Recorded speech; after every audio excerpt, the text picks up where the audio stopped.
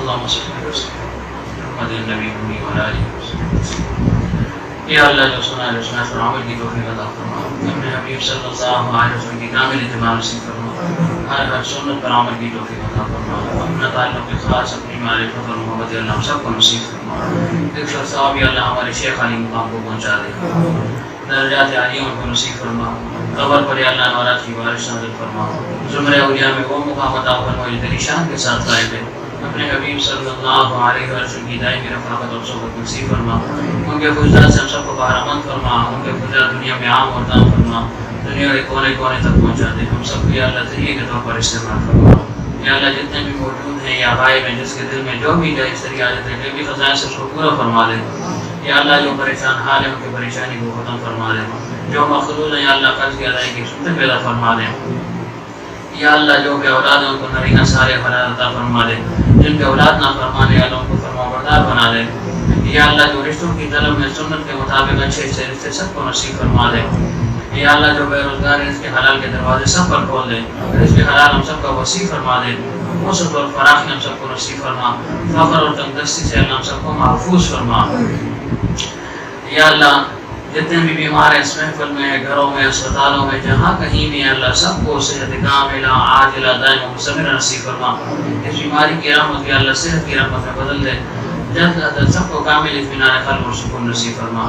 جتنے بھی ہمارے عزیز اقارب رشتہ دار احبا متعلقین پیر بھائی مسلمان دنیا سے جا چکے ہیں سب کو بخش دے. سب کی قبروں کو منور فرما. آنے والی منازل سب کے لیے آسان فرما. جتنی بھی برزخی خوشیاں بندے میں کے لیے تم نے رکھی اللہ کا تمام ہاؤں کو نصیب فرما. ہمیں بھی یا اللہ اس سفر کی تیاری کی توفیق عطا فرما.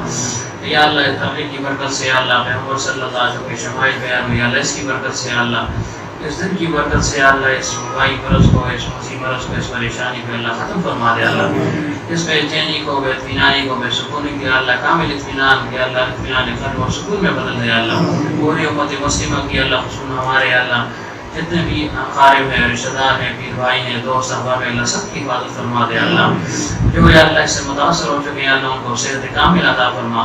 جو یا اللہ اس میں اللہ دنیا سے جا چکے ہیں اللہ ان کو شہادت کا اعلیٰ مرتبہ نصیب فرما دے. اللہ اپنی قدرت کاملہ سے یا اللہ اس پریشانی کو اللہ ختم فرما دے. اللہ ہماری مساجد کی رونقوں کو یا اللہ ہمارے مراکز کی رونقوں کو ہمارے مدارس کی رونقیں ہمارے خانقاہوں کی رونقوں کو اللہ دوبارہ بحال فرما دے. اللہ قرآن دہش پہ اللہ سب کاموں پہ اللہ دوبارہ لے آئے. اللہ ہمارے کسی قسم کی اللہ ناشکری یقیناً ہوئی ہے اللہ تہ دل سے اللہ توبہ طائب ہوتے ہیں اللہ ہماری توبہ کو قبول فرما دے. اللہ ہمارے ساتھ اللہ رحم کرم اور شفقت کا معاملہ فرمائے. اللہ یا اللہ نفس مار اور شیطان اور دل سے ہم سب کی حفاظت فرما دے. اللہ اخیار کے اللہ فتنوں سے منصوبوں سے اللہ پوری امت مسلمہ کی حفاظت فرما دے. اللہ اپنا تعلق خاص نصیب فرما.